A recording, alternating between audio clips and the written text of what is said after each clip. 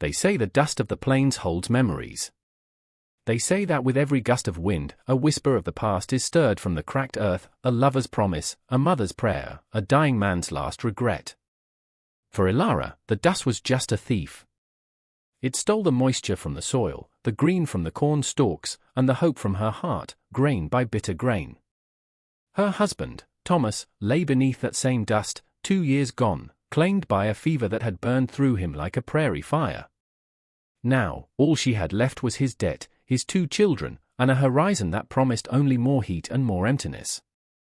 The homestead, once a testament to their shared dream, had become a monument to her struggle. The wood of the porch was bleached grey, the well was breathing shallow, and the laughter of her children, 7-year-old Leo and 5-year-old Mia, felt fragile against the vast, indifferent silence of the land. Leo stood beside her, his small shoulders set with a seriousness that didn't belong to a boy his age. He squinted at the fence line, a wavering thread of silver in the haze. "The south post is loose again, Ma." Ilara wiped her hands on her worn apron, a gesture so automatic it felt like part of her skin. "I know, sweet boy. I'll fix it after supper." The words tasted like a lie. Her energy was a currency she spent with careful, desperate precision, and the account was nearly empty. Every day, the shadow of Baron Croft loomed larger. His offers to buy her out started as neighborly concern, then soured into thinly veiled threats delivered by his sneering foreman, a man named Jeb whose eyes lingered too long on her and her land. Croft owned the water rights upstream, he was slowly strangling the valley, and she was the last holdout on this stretch of the creek. It was Mia who saw him first. She was sitting on the porch steps, trying to coax a tune from a broken music box, when her small fingers stilled. "Ma," she whispered, her voice a tiny bird call. "Someone's coming." Ilara followed her daughter's gaze. A figure on horseback, a dark mirage shimmering in the afternoon heat. Riders were rarely good news. They were either Croft's men or drifters looking for a handout she couldn't spare. She felt the familiar coiling of fear in her gut, a cold snake in the heat. She drew her children closer, her hand resting on Leo's shoulder.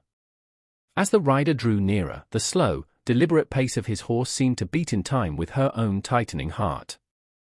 The dust swirled around his horse's hooves, parting like a curtain to reveal him.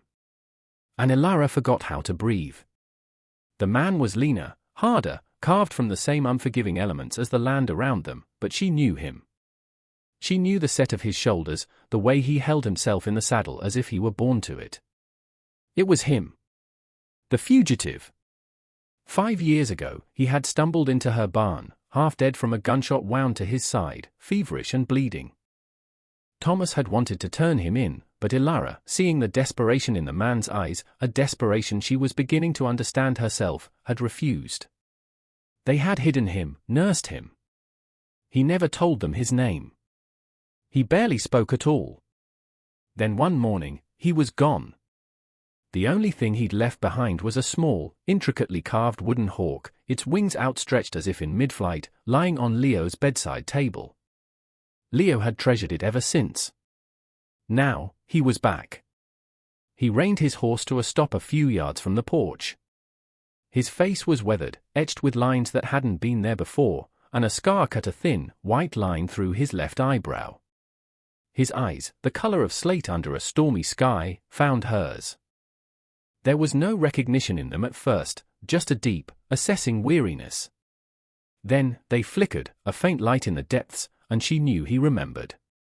He dismounted with a slow, fluid grace, his worn duster settling around him.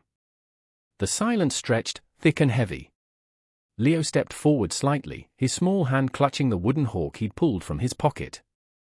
"It's you," the boy breathed, a statement of fact, not a question. The man's gaze dropped to the bird in Leo's hand, and something in his expression softened for a fraction of a second before the mask of stone settled back into place. He looked back at Ilara. His voice, when he finally spoke, was low and raspy, like stones grinding together. "What do you want?" Ilara's voice was sharper than she intended, a shield against the sudden, dizzying rush of memory and fear. He didn't answer directly.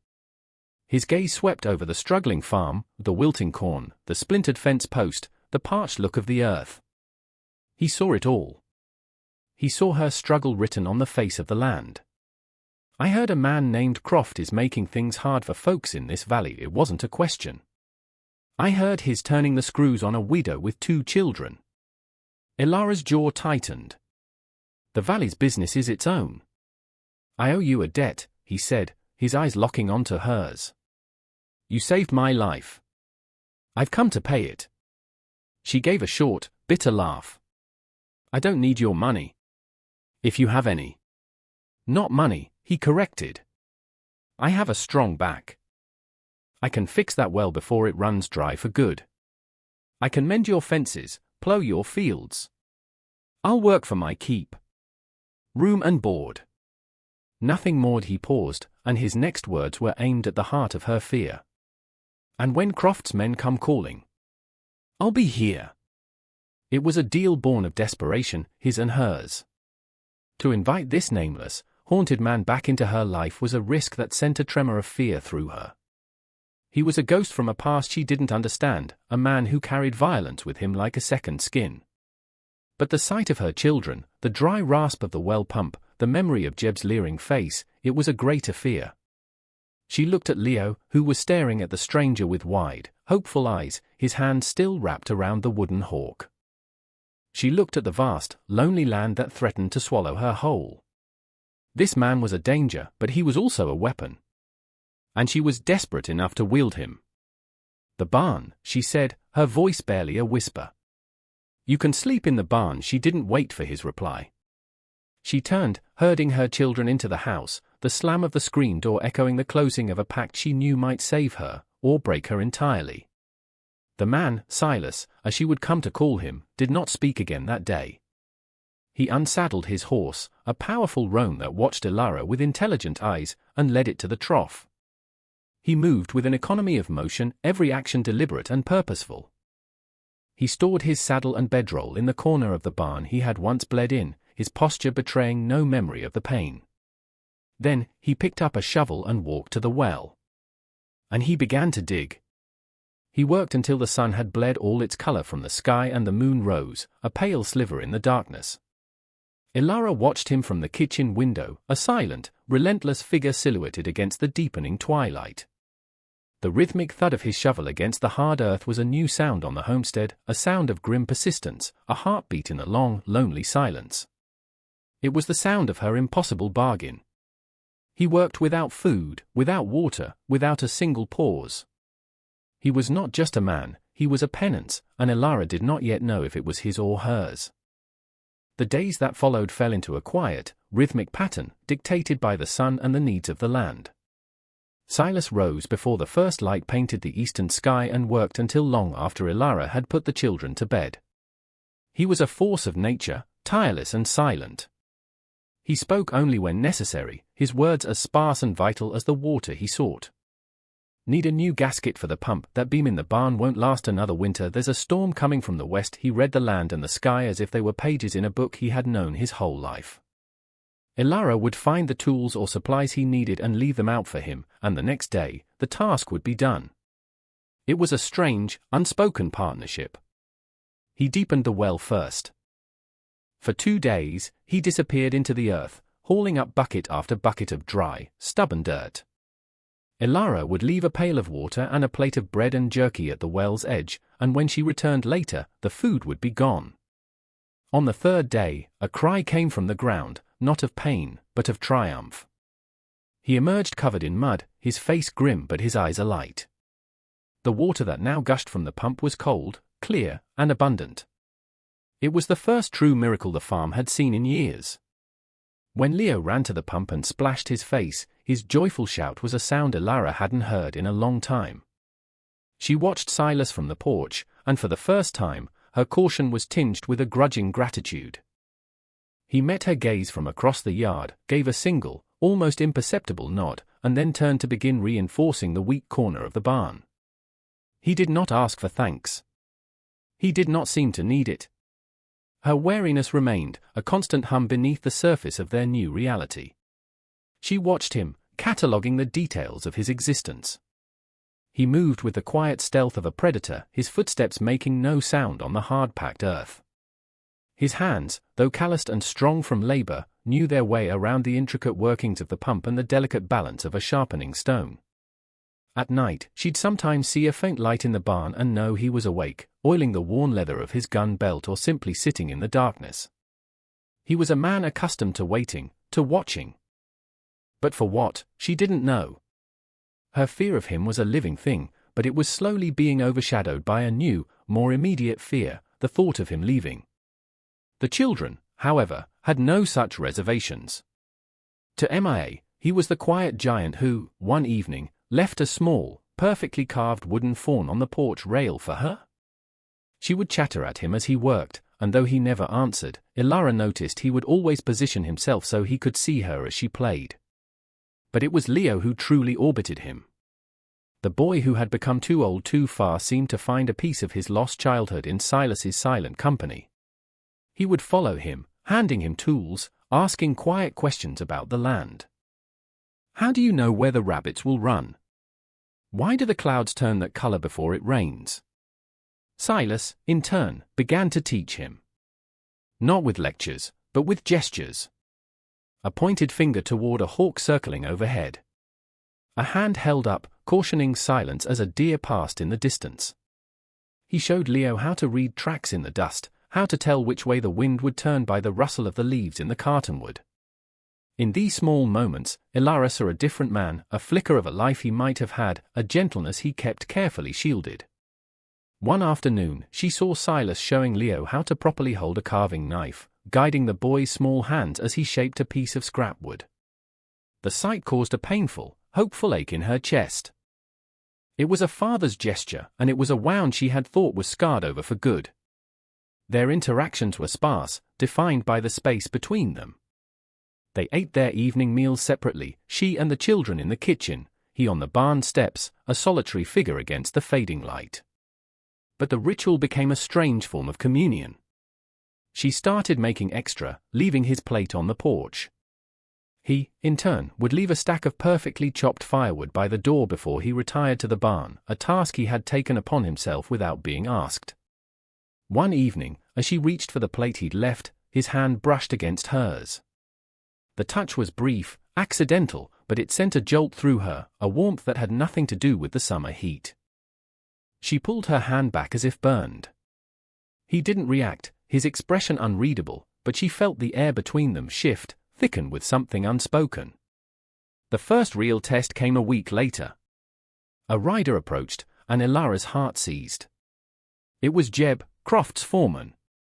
He reined his horse in, his posture arrogant, a cruel smirk on his face as he surveyed the newly watered corn. Well, Ilara. Looks like you've had a bit of luck. His eyes slid past her to where Silas was mending the gate, his back to them. Or maybe you just got some new help. Silas didn't turn around. He continued his work, the rhythmic rap of his hammer the only sound for a long moment. Ilara stood her ground, her hands clenched at her sides. I'm managing, Jeb. Is that so? Jeb's eyes narrowed, sweeping over Silas's broad back. Croft's been patient. Generous, even. But his patience is wearing thin. He wants an answer about his offer. Before Ilara could reply, the hammering stopped. The silence that fell was sudden and absolute. It was louder than the hammer blows had been. Silas slowly, deliberately, placed his hammer on the fence post. He still hadn't turned. But the stillness of his body was a threat. It was the coiled quiet of a snake before it strikes. Jeb felt it too. The smirk on his face faltered.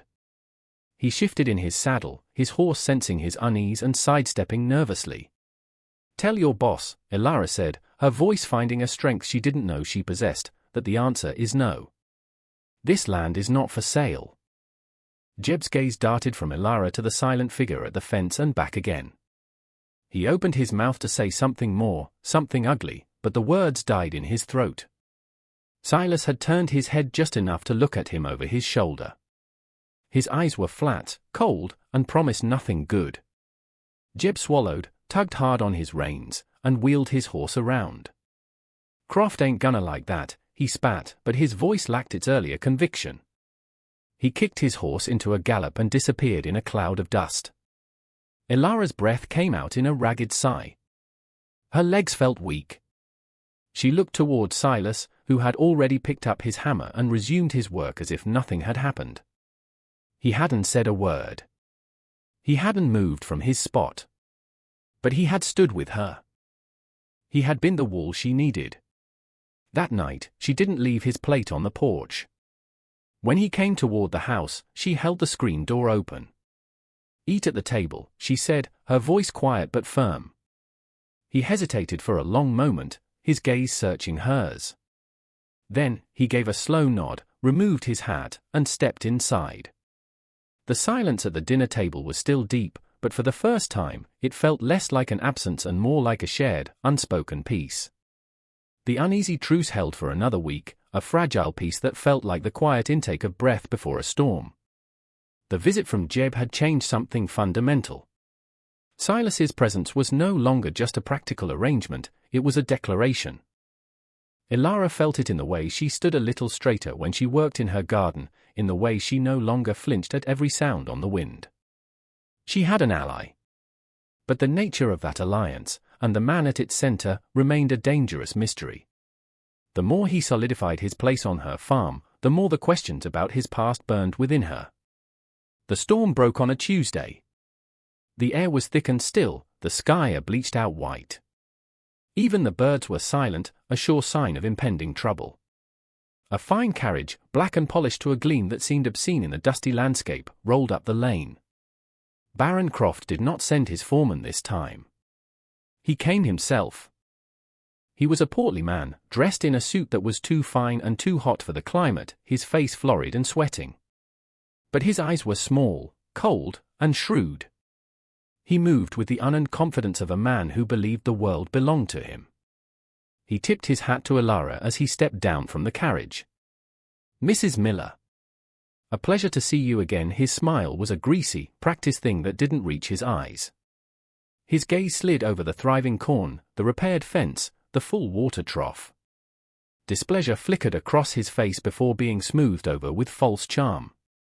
"It seems you're doing quite well. I must confess, I'm surprised." "We're managing," Ilara said, her voice cool.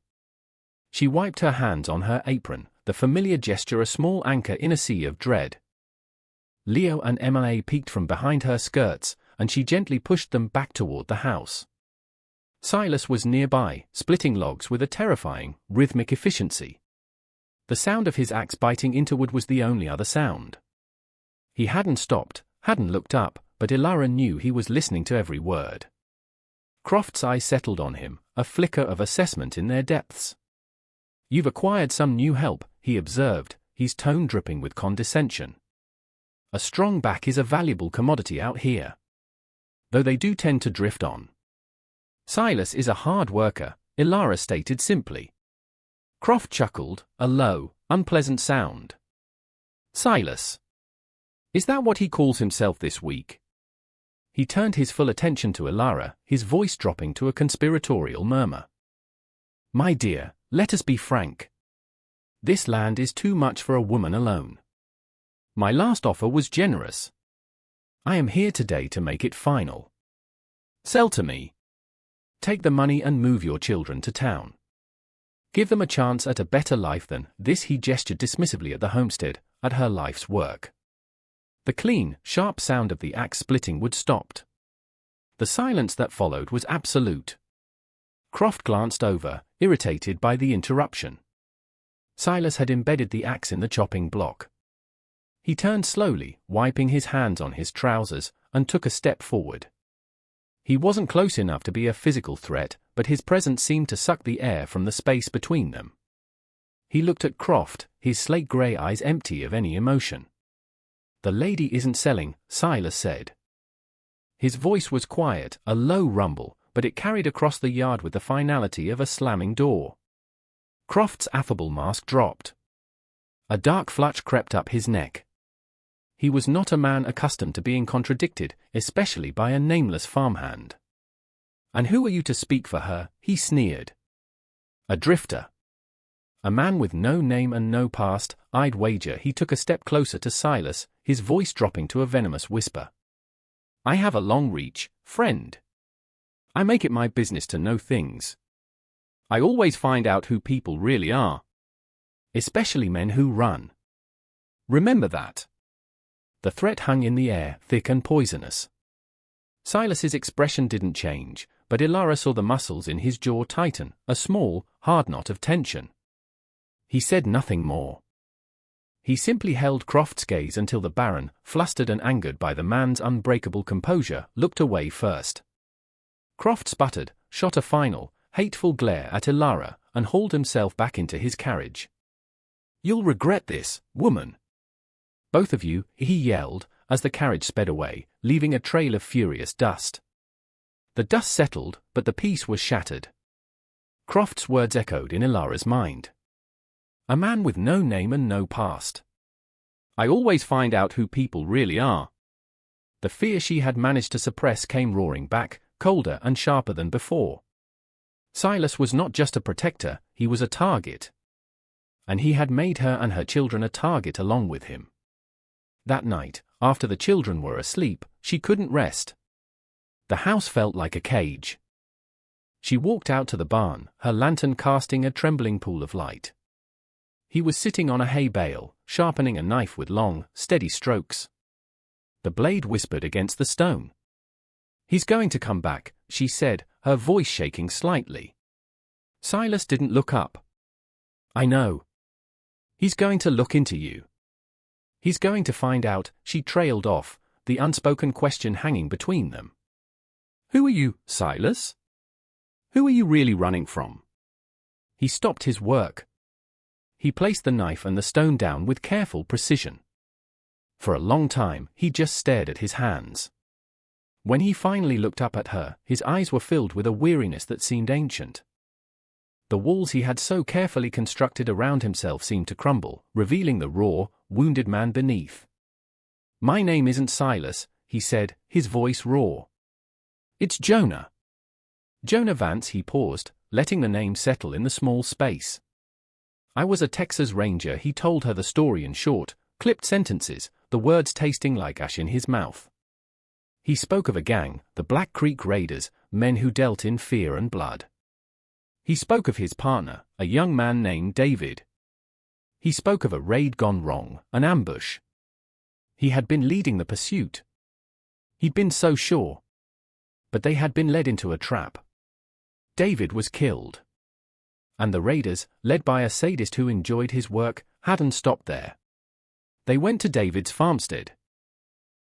He couldn't say the words, but Ilara saw it in the devastation in his eyes. David's wife, his 2 young sons. Gone. I was the only one left, Jonah said, his voice a hollow whisper. I was wounded. They thought I was dead. I ran. Not from the law, but from them. And from what I'd failed to prevent. His gaze was distant, lost in a landscape of fire and memory. I was a ghost. Drifting. Until I ended up here, in your barn. He finally looked at her, and she saw the truth of his burden. I tracked one of them, a man I'd wounded in the fight. I followed his trail for months. It led me to this valley. He works for Croft now. The man you call Jeb. The pieces clicked into place with horrifying clarity. Jeb's cruelty. Croft's confidence. Jonah's silence. It wasn't a random drifter who had stumbled upon her farm 5 years ago. It was a hunter. A haunted, broken man on a quest for vengeance. You came back here for him, she breathed, understanding.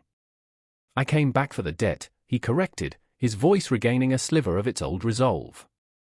He looked from her to the house where her children slept. To protect what another man couldn't. But yes. I came back to finish it. The air in the barn was thick with the weight of his confession. He was not just a fugitive from a gang, he was a fugitive from his own failure, from the ghosts he carried. And he had brought his war to her doorstep. The confession did not shatter Ilara's world as she had feared. It solidified it. The vague, shadowy fear of the unknown was replaced by the terrifying clarity of the known. The man before her was not a monster, he was a man forged in an unimaginable fire, bearing scars she could now begin to understand. His guilt was a canyon, deep and vast, and standing at its edge, she felt not revulsion, but a profound, aching empathy. Her own grief, her own struggle, seemed to find a reflection in his. She looked at him, at Jonah, and saw not the danger he brought, but the honor that drove him. He had failed to protect one family. He would not fail another. Her fear for herself and her children remained, a cold stone in her stomach, but it was now joined by a new emotion, a fierce, protective resolve. This was her home. These were her children. And this man, this broken ranger, was now part of it. She would not run. His name is Jonah, she told herself, the name a silent vow. She walked back to the house not with the trembling steps of a victim, but with the steady stride of a woman who had chosen her ground. They were no longer a widow and a drifter. They were partners in a war that had finally found them. Jonah felt the shift in her as well. The next morning, when she handed him his coffee, her hand did not shake. Her eyes, when they met his, were not filled with fear, but with a quiet, grim determination that mirrored his own. An unspoken understanding passed between them. The time for hiding was over. The time for waiting had begun. Croft, true to his word, did not wait long. He was a man whose power was built on the illusion of inevitability. Jonah's defiance had cracked that illusion, and Croft could not let it stand. He couldn't risk the truth about Jeb and the others getting out. He couldn't allow a single spark of rebellion to catch fire in the valley he considered his personal kingdom. He had to extinguish it, quickly and brutally. He had to make an example of the widow and her silent protector. The signs began subtly. A change in the wind, which now carried a biting chill despite the season. The unnatural quiet that fell over the cottonwoods by the creek. The way the horses in the corral grew skittish, their eyes wide and rolling. Jonah saw it all. He moved about his chores with the same steady pace, but his senses were heightened, every nerve alight. He was no longer just a farmhand, he was a sentinel. He cleaned his peacemaker, the movements of his hands fluid and practiced, a muscle memory from a life he had tried to bury. He checked the sight lines from the barn to the house, from the porch to the lane. He was mapping a battlefield. He found Elara sharpening a large kitchen knife, her movements jerky and uncertain. He placed his hand over hers, stilling the motion. "Not like that," he said, his voice low. "You'll dull the blade." He took the knife and the stone from her and, in a few swift, expert strokes, restored its edge. Then he handed it back to her. "Stay in the house tonight. Keep the children away from the windows." He paused, his gaze holding hers. "There is a root cellar under the pantry floor." She nodded, her throat too tight to speak. He was preparing her for the worst. Later that afternoon, he took Leo aside. He didn't speak of violence, but of survival. He walked the boy around the property, pointing out hiding spots, the hollow under the old oak, the narrow space behind the water trough. "If there's ever trouble, real trouble, and you can't get to the house," Jonah said, his voice grave, "you run for the creek. You follow it downstream. You don't stop. You understand?" Leo, his young face pale but solemn, nodded. "I understand." The sun began to set, painting the sky in violent shades of orange and purple, like a fresh bruise. The air grew heavy, pregnant with violence. Elara fed the children an early supper, her hands moving automatically through the familiar motions. She read them a story, her voice a low, steady murmur that belied the frantic beating of her heart. When she tucked them into their bed, Leo held her hand for a moment. "Jonah will keep us safe," he whispered, a statement of pure faith. The trust in her son's eyes was a weight and a prayer. She didn't light the main lamps, leaving the house in deepening shadow. She sat in a chair by the kitchen window, a heavy rifle resting across her lap. It had been Thomas's, and she knew how to use it. Outside, Jonah was a ghost. She saw him for a moment, a dark shape melting into the deeper shadows of the barn. Then he was gone. The world fell silent. It was a listening silence, every cricket and night bird holding its breath. The waiting was the worst part, a slow, agonizing tightening of a wire around her chest. Then, a flicker of light in the distance. A single lantern, then another. They weren't coming up the main lane. They were cutting across the south pasture, using the darkness as a cloak. For riders. She could just make out their shapes. Her heart hammered against her ribs. She gripped the rifle, the wood smooth and cold beneath her fingers. She moved to the pantry, her stockinged feet silent on the floorboards. She pulled back the rug and lifted the heavy trapdoor to the root cellar. The smell of damp earth rose to meet her. She woke the children gently. "It's a game," she whispered, her voice miraculously calm. "We're going to hide in our secret spot." She led them down the ladder into the cool darkness, settling them on a pile of old blankets. "You stay here until I come for you." Not a sound. "Do you promise?" They nodded, their eyes wide in the gloom. She climbed back up, left the door slightly ajar, and returned to her post, her world shrinking to the small, dark kitchen and the approaching lights. The attack came with a sudden, vicious burst of chaos. A flaming torch arced through the air, landing on the dry roof of the corn crib. Flames erupted, a hungry orange more in the darkness. Shouts echoed across the yard. "Burn it! Burn it all!" It was Jeb's voice, raw and hateful. A gunshot shattered the kitchen window, spraying glass across the floor. Ilara flinched but held her position. She could see them now, for figures moving toward the house and barn, their faces lit by the fire. Then, the night answered them. A single, deafening shot from the darkness of the barn loft. One of the riders cried out and tumbled from his saddle. The others spun around, firing wildly at the barn. It was the distraction Jonah needed. A second shot, this one from the ground near the woodpile. Another man went down, clutching his leg. The remaining two, Jeb and one other, took cover behind the water trough. "He's over there!" Jeb yelled, firing into the shadows. But Jonah was no longer there. He moved through the darkness he commanded, a phantom of vengeance. Ilara saw a flicker of movement near the corral, a shadow detaching itself from other shadows. A grunt, a thud, and the third man was gone. Now it was just Jeb. He was alone, exposed, crouched behind the trough in the flickering, hellish light of the burning crib. He was panicked, firing blindly, screaming Jonah's name, or the name he knew him by. Jonah stepped out from behind the corner of the house. He didn't sneak.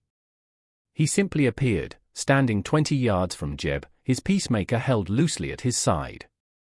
He was a figure from a reckoning, calm and terrible. "It's over, Jeb," Jonah's voice cut through the crackle of the flames, cold and clear.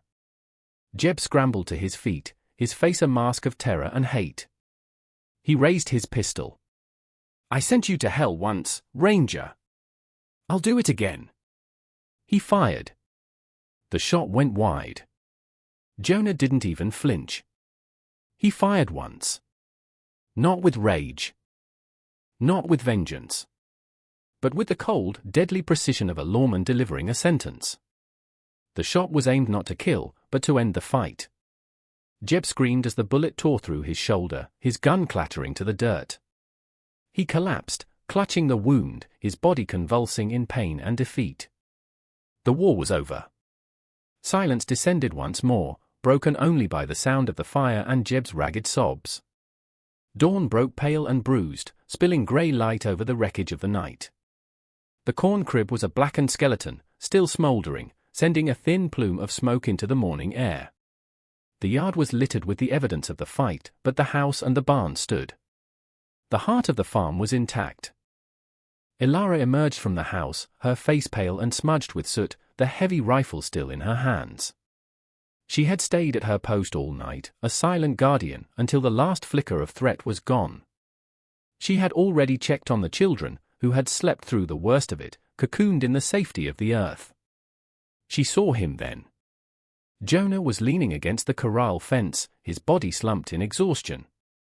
One arm was pressed tightly against his side, and she could see a dark stain spreading across his shirt, the the same side he'd been shot in all those years ago. His face was a mask of pain, but his eyes were clear. He was watching the smoke rise from the crib, his expression unreadable. He had won. He had finished it.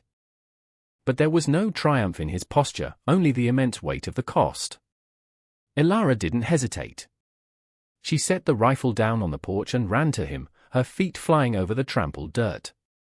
She reached him and stopped, her hands hovering for a moment before she gently touched his arm. "Jonah," she whispered, the name now as familiar as her own. He flinched at the touch but didn't pull away.